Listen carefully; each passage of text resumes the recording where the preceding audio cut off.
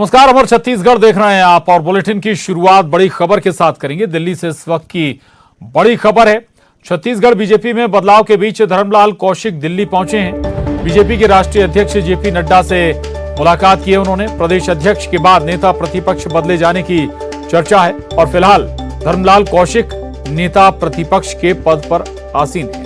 तो ये बड़ी खबर है दिल्ली से। दरअसल छत्तीसगढ़ बीजेपी में बदलाव की चर्चाएं हैं और ये बदलाव नेता प्रतिपक्ष के तौर पर हो सकता है। धर्मलाल कौशिक इसी को मद्देनजर दिल्ली पहुंचे हैं और बीजेपी के राष्ट्रीय अध्यक्ष जेपी नड्डा से भी धर्मलाल कौशिक ने मुलाकात की है।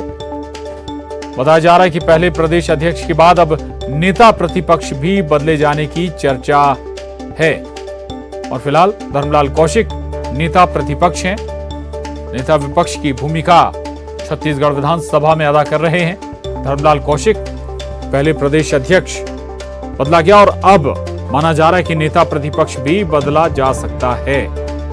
ये बड़ी खबर है छत्तीसगढ़ को लेकर। दिल्ली से धर्मलाल कौशिक दिल्ली पहुंचे हैं और जेपी नड्डा, बीजेपी के राष्ट्रीय अध्यक्ष जेपी नड्डा से उन्होंने मुलाकात की है।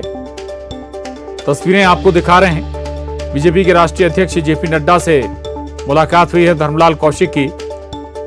जो चर्चाएं हैं वो ये कि नेता प्रतिपक्ष भी बदला जाएगा। बीजेपी नेता प्रतिपक्ष भी बदलेगी प्रदेश अध्यक्ष के बाद और वर्तमान में धर्मलाल कौशिक नेता प्रतिपक्ष के पद पर आसीन है।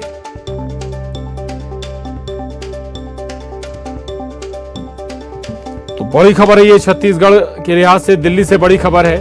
आपको बता दें कि धर्मलाल कौशिक लंबे समय से नेता प्रतिपक्ष के पद पर मौजूद हैं और इससे पहले बीजेपी ने प्रदेश अध्यक्ष भी बदला है और अब माना जा रहा है कि नेता प्रतिपक्ष भी बीजेपी बदल सकती है। इस तरह की चर्चाएं जोरों पर हैं और इन चर्चाओं को हवा और तब मिल गई जब नेता प्रतिपक्ष धर्मलाल कौशिक दिल्ली पहुंचे और उन्होंने बीजेपी के राष्ट्रीय अध्यक्ष जेपी नड्डा से मुलाकात की है। हालांकि अभी तक ये साफ नहीं हुआ है अगर वाकई बदले जाते हैं धर्मलाल कौशिक तो फिर चलिए हमारे साथ और जानकारी के साथ अवधेश मिश्रा रायपुर से जुड़ रहे हैं, अशरफ काजमी दिल्ली से जुड़ रहे हैं। अशरफ, क्या चर्चा हुई, बातचीत हुई दिल्ली में धर्मलाल कौशिक जेपी नड्डा की? प्रशांत, देखिए, धर्मलाल कौशिक ने अपनी मुलाकात के दौरान क्या चर्चा हुई ये तो नहीं बताया, लेकिन उन्होंने है कि सौजन्य भेंट थी। लेकिन प्रशांत, ये मान के चलिए कि कहीं ना कहीं कुछ तो ज़रूर है, क्योंकि कल जैसे प्रदेश अध्यक्ष को बदला गया और उसके बाद से लगातार पहले से ही कयास थे कि प्रदेश अध्यक्ष की बारी है, अब हो सकता है कि नेता प्रतिपक्ष की भी हो, क्योंकि दोनों एक ही समुदाय से आते हैं, ओबीसी हैं, बदलाव का दौर है, तो हो सकता है कि नेता प्रतिपक्ष को भी बदला जाए। इसी सिलसिले में ये मुलाकात हुई हो और आगे कब ये फैसला लिया जाएगा, कब ये होना है, तो इस बारे में चर्चा की होगी। लेकिन आधिकारिक रूप से ऐसा कुछ भी नहीं है, सिर्फ यही कहा गया है कि ये जो मुलाकात है सिर्फ एक सौजन्य भेंट है। लेकिन राजनीतिक गलियारों में ज़रूर चर्चा है, क्योंकि भाजपा ने कल ही अपने प्रदेश अध्यक्ष को बदला है और लगातार कयास भी लगाए जा रहे थे कि अब की बारी जो है वो नेता प्रतिपक्ष धर्मलाल कौशिक की है। उनकी जगह कौन लेता है, कौन उनकी जगह आगे चुनाव मैदान में पार्टी को उतारेगा, जब चुनाव होंगे कौन साथ रहेगा, तो ये सब चीज़ें हैं। थोड़ा सा इंतज़ार करना पड़ेगा और पार्टी कब फैसला लेती है इसको भी देखना पड़ेगा। जी प्रशांत। बिल्कुल बिल्कुल, तो महत्वपूर्ण मुलाकात है और हालांकि भले ही सौजन्य मुलाकात बताया जा रहा है। अवधेश, छत्तीसगढ़ के राजनीतिक हलकों में क्या चर्चाएं हैं? अध्यक्ष बदल दिया गया, जाहिर है कि धर्मलाल कौशिक बहुत लंबे समय से पद पर बने हुए हैं, गुंजाइश तो है। बिल्कुल बिल्कुल प्रशांत, आपने सही कहा कि न केवल गुंजाइश है बल्कि पूरी उम्मीद है कि छत्तीसगढ़ बीजेपी अपना नेता प्रतिपक्ष भी बदलेगी। वो इसलिए क्योंकि 2018 में जब बीजेपी हारी तब उस वक्त धर्मलाल कौशिक जो वर्तमान में नेता प्रतिपक्ष है वो प्रदेश अध्यक्ष की भूमिका में थे, लेकिन बीजेपी की करारी हार छत्तीसगढ़ में 15 सालों के शासन के बाद हुई। बीजेपी उस समय 14 सीटों पर सिमट गई। तब से लेकर कई तरह के प्रयोग जो है छत्तीसगढ़ बीजेपी के भीतर देखने को मिला। प्रभारी भी बदल गई, डी प्रदेश्वरी नई प्रभारी बनी, नितिन नवीन प्रभारी के रूप में में यहाँ पे आए और लगातार कार्य प्रणाली में बदलाव की बातें जो निकल के सामने आई, लेकिन परिणाम उसका जो रहा वो हार के स्वरूप में ही देखने को मिला कि चुनाव दर चुनाव लगातार बीजेपी हारती गई। चाहे वो विधानसभा के हुए उपचुनाव की बात कर ली जाए, नगर निकाय चुनाव की बात कर ली जाए या फिर पंचायतों के चुनाव की बात कर ली जाए, सभी चुनावों में कमोबेश बीजेपी की करारी हार हुई। उसके बाद से लेके बार बार ये सवाल उठने लगा कि छत्तीसगढ़ बीजेपी बतौर विपक्ष उस तरह से धरातल पे दिखाई पड़ नहीं रही जो 2000 से लेके 2003 तक बीजेपी विपक्ष के रूप में, आक्रामक विपक्ष के रूप में धरातल पे थी। तो इसलिए बदलाव की बयार बहने लगी, बार बार चर्चा होने लगी कि बदलाव किया जाएगा। और कल ही बीजेपी ने अपने प्रदेश अध्यक्ष को बदला। जून 2020 में विष्णुदेव साय को नए अध्यक्ष के रूप में जिम्मेदारी दी गई थी और समझा जा सकता है कि 2 साल के भीतर ही उन्हें हटा दिया गया और अरुण साव को नए प्रदेश अध्यक्ष की जिम्मेदारी दे दी गई है। तो अब ऐसे में जो समीकरण बनता है प्रशांत, वो ये कि एक ही शहर से, चाहे बिलासपुर से बिलासपुर की बात कर ली जाए, एक ही वर्ग की बात कर ली जाए, दोनों चाहे प्रदेश अध्यक्ष हो नेता प्रतिपक्ष हो, दोनों एक ही शहर से एक ही वर्ग से आते हैं। तो इसलिए नेता प्रतिपक्ष का भी बदलना लगभग बिल्कुल ये संभावना बढ़ जाती है ऐसे में कि नेता प्रतिपक्ष का चेहरा भी बदला जाए। बहुत शुक्रिया अवधेश अशरफ, आपका भी बहुत धन्यवाद इस पूरी जानकारी के लिए, बातचीत के लिए। आगे बढ़ेंगे। छत्तीसगढ़ में लगातार बारिश से बिगड़े हालात, मौसम विभाग ने रेड अलर्ट जारी किया है। प्रदेश के 3 संभाग के लिए ये मौसम विभाग का अलर्ट है। रायपुर, बिलासपुर और दुर्ग संभाग में भारी बारिश का अलर्ट मौसम विभाग ने जारी किया है। बस्तर संभाग में भारी बारिश से बाढ़ जैसे हालात बने हुए हैं। 6 तस्वीरें आपके टीवी स्क्रीन पर। रायपुर, जगदलपुर, दुर्ग, कोरबा, कोंडागांव, बलौदा बाजार की ये 6 तस्वीरें हैं। और रायपुर, जबलपुर, दुर्ग में क्या स्थिति है। दरअसल खासतौर से बस्तर संभाग का अगर जिक्र करें तो वहां तो लगातार बारिश के बाद बाढ़ जैसे हालात हो गए हैं, बल्कि कई और संभागों में भी भारी बारिश का अलर्ट जारी किया है मौसम विभाग में। इनमें रायपुर, बिलासपुर और दुर्ग संभाग शामिल हैं। तो बस्तर संभाग जोरदार बारिश पहले से जारी है। बाढ़ जैसी स्थिति बस्तर संभाग में बन चुकी है, लेकिन चिंता का सबब रायपुर, बिलासपुर और दुर्ग संभाग के लिए भी भारी बारिश का अलर्ट बना हुआ है। बारिश पहले से हो रही है, लेकिन और ज्यादा घनघोर बारिश यहां पर हो सकती है। प्रशासन ने क्या तैयारियां कर रखी हैं, ये भी अपने आप में सवाल है।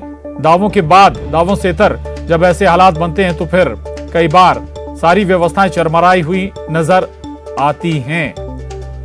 सड़कें पानी में लबालब नजर आती हैं, जो पुल पुलिया भी पानी में जलमग्न नजर आते हैं।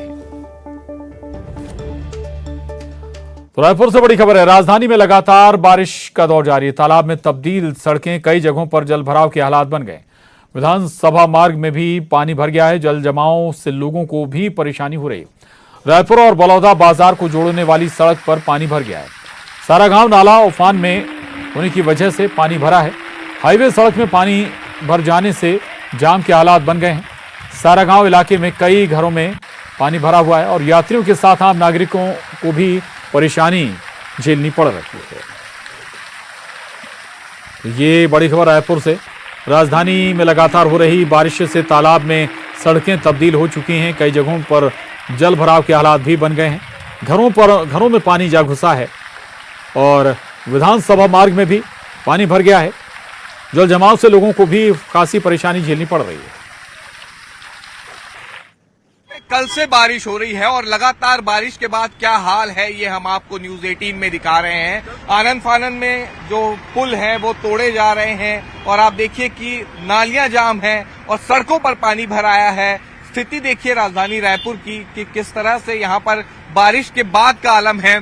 और क्योंकि बारिश जो है वो लगातार हो रही है, रुक रुक कर हो रही है, उसके बाद सड़कों में पानी भर गया है। कई सारे जो पुल पुलियां हैं वहां पर पानी भरा हुआ है। इस वक्त सड़कों की क्या स्थिति है ये भी हम आपको दिखा रहे हैं। ठीक आप देख सकते हैं कि किस तरह से सड़कों का आलम है कि पानी जो है वो काफी भर गया है। घुटनों तक पानी जो है वो एक तरह से दिखाई देता है। सामने जो नर्सरी है वो आपको डूबी हुई दिखाई दे रही होगी। तो ये स्थिति अभी फिलहाल है। और आप देखिए कि जो सड़कों पर चलने वाले जो लोग हैं, ऑटो में दिखाई दे रहे होंगे, बाइक्स में लोग दिखाई दे रहे होंगे, इनके पास अभी किस तरह की दिक्कतें आ रही है। पूरी सड़कें जो है वो भरी हुई है और खासकर जो ये इलाका है, ये यहाँ का पॉश इलाका है। ये देखिए, ये टेलर की जो दुकान है वो पूरी तरह से डूब गई है ये दुकान। और ये जो इलाका है वो सबसे पॉश इलाके में आता है जो कि विधानसभा क्षेत्र का है। और ऐसे में जब यहाँ पर ये स्थिति है तब आप क्या कहेंगे कि नगर निगम दावे बहुत सारे करता है, लेकिन उन दावों की सच्चाई तब पता चलती है जब इस तरह सड़कों पर पानी भरा हुआ दिखाई देता है और आम जनता को परेशानी से जूझना पड़ता है। कैमरा पर्सन इमरान कुरैशी के साथ देवव्रत भगत, न्यूज 18 रायपुर। तो राजधानी रायपुर का हाल आप देख रहे थे। आखिर क्या स्थितियां, क्या हालात वहां पर बन गए हैं। ये पौष इलाका, बेहद पौष इलाका राजधानी रायपुर का विधानसभा का एरिया है, लेकिन यहां भी स्थिति ऐसी है। नगर निगम के दावों की खुलेआम पोल खुलती हुई नजर आ रही है। आसपास की जो दुकानें हैं वो लगभग कई फुट तक डूब चुकी हैं। पानी के बीचों बीच सड़क से वाहन होकर गुजर रहे हैं। देवव्रत भगत हमारे साथ जुड़े हैं रायपुर से। देवव्रत, तस्वीरें आप दिखा रहे थे, हैरान करने वाली तस्वीरें। राजधानी रायपुर का ये हाल है तो फिर बाकी जगह का क्या हाल होगा, क्या स्थिति होंगी?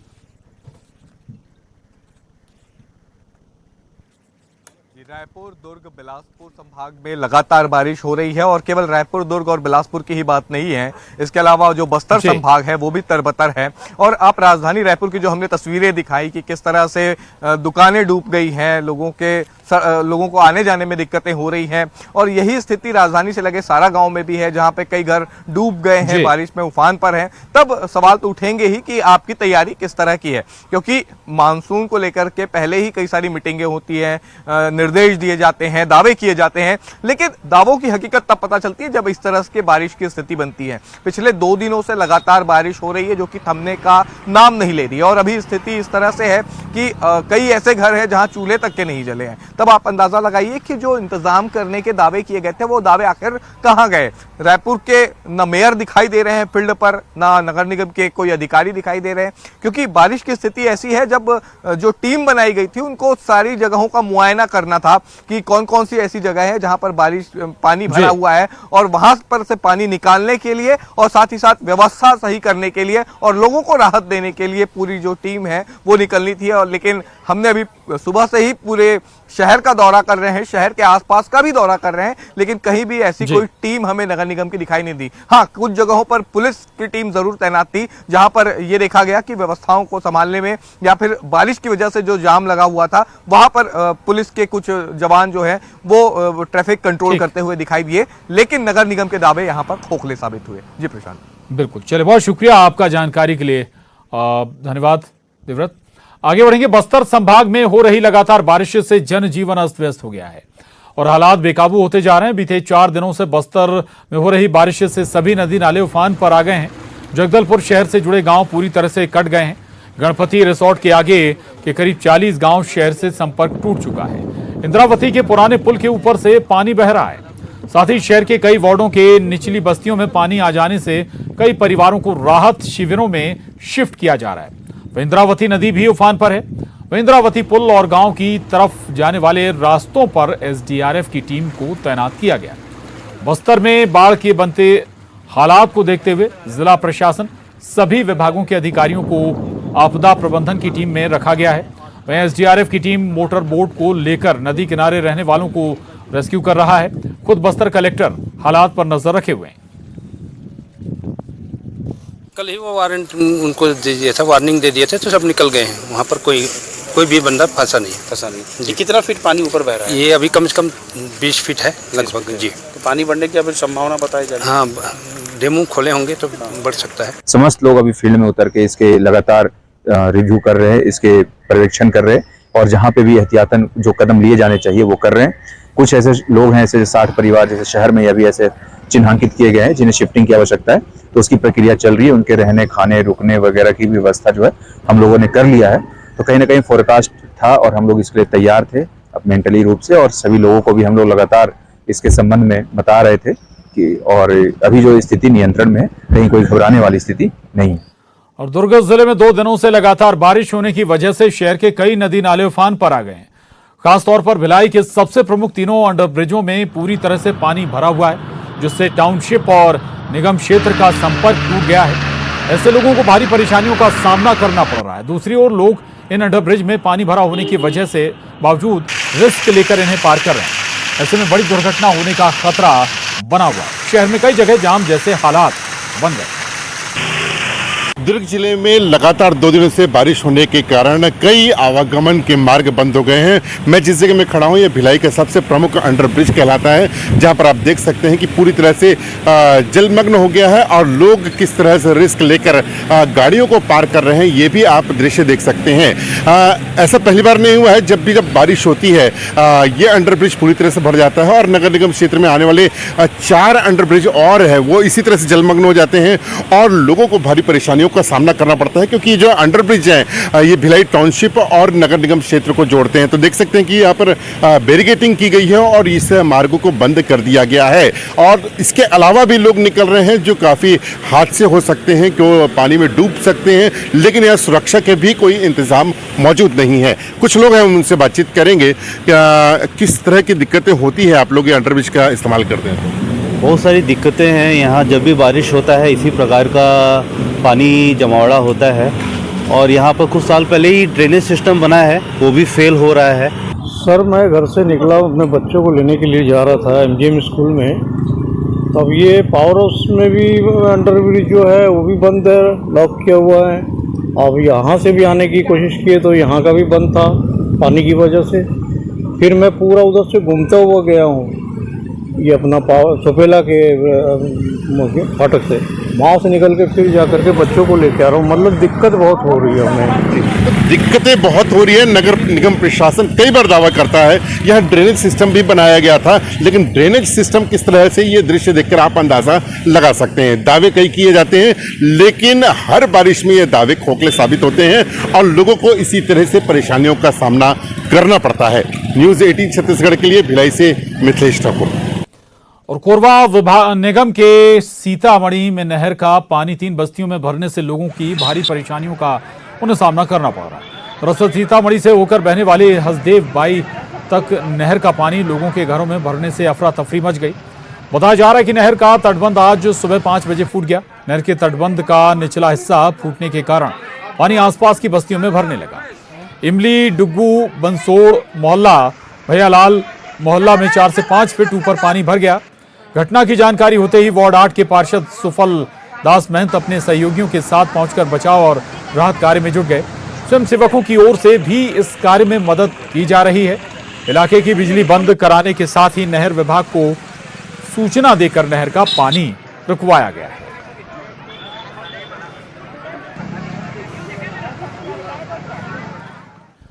और राजनांदगांव में बीते 24 घंटे से हो रही मूसलाधार बारिश के चलते जिले में जगह जगह जल जमाव हो गया है। गांव-गांव, कस्बा-कस्बा मूसलाधार बारिश के चलते लोगों को काफी परेशानियों का सामना करना पड़ रहा है। वहीं मूसलाधार बारिश के चलते नदी नाले उफान पर हैं। हालात यह कि बैराज से 40,000 क्यूसेक पानी छोड़ा गया है। शहर की बात करें तो निचली बस्तियों में पानी भर गया है, सड़क जलमग्न है, गाड़ियां पानी में डूब चुकी हैं, लोगों के घरों में बारिश का पानी घुस चुका है। तो पूरा डूबा हुआ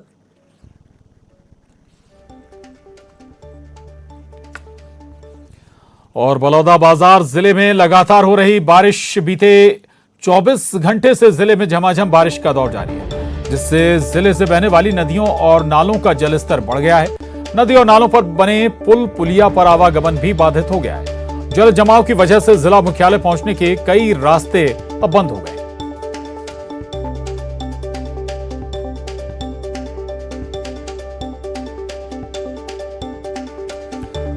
बलौदा बाजार में भी लगातार हो रही बारिश का असर ये कि छोटे निचले रास्ते हैं, पुल पुलिया हैं, वो जलमग्न हो चुके हैं, आवागमन बाधित हो चुका है और से कई जिला जो इंटीरियर इलाके हैं उनका मुख्यालय से संपर्क टूट गया है।